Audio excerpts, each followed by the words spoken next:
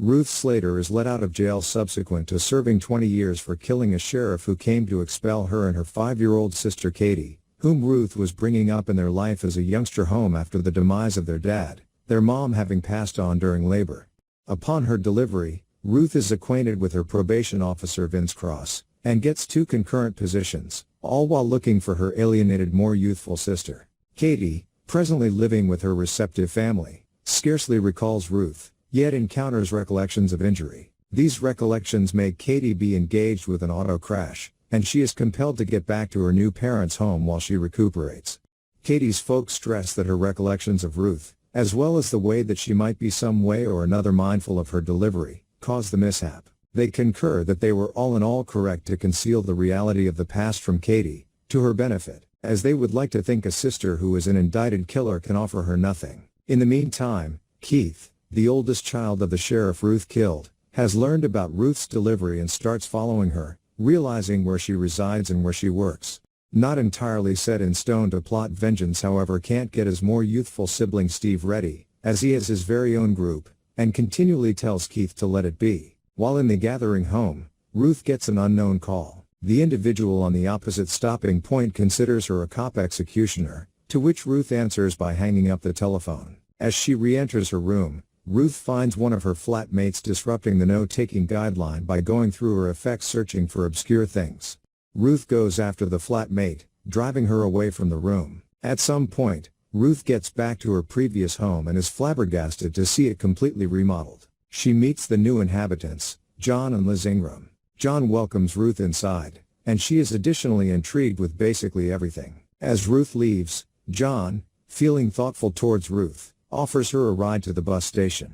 Ruth discovers that Jon is a corporate legal counselor, and she educates him concerning her quest for Katie, and Jon chooses to help her.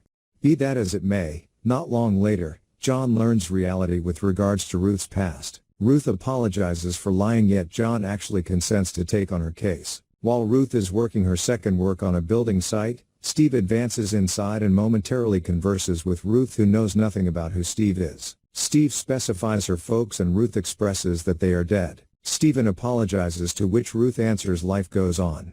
As Ruth leaves, Steve stays behind and goes through Ruth's effects, finding the presence of Katie when he tracks down a photo of her. Jon finds the area of Katie and her loved ones. He contacts the guardians, Michael and Rachel Malcolm, who hesitantly consent to secretly meet with Ruth.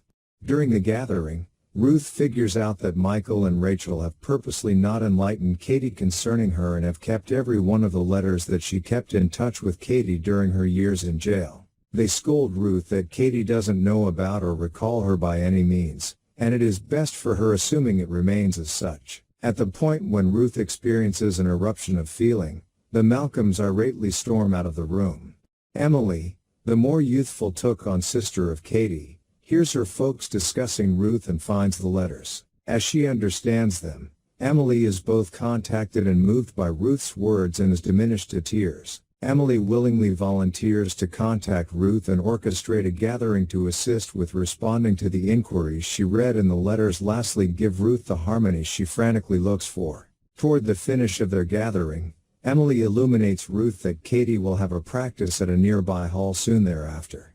As Emily gets back, Steve stalks her, finding where she resides. Ruth gets back to the Ingrams' home. She needs to converse with Jon as she currently has a valuable chance to meet Katie at the practice and needs his expert assessment, but he isn't home. Ruth is drawn nearer by an irate Liz, who tells her she doesn't find in her everything that her significant other sees and says to Ruth to leave. Through flashbacks, it is uncovered that it was the 5-year-old Katie who had really discharged the shot that had killed the sheriff, yet Ruth brought the fault and went to jail to safeguard her.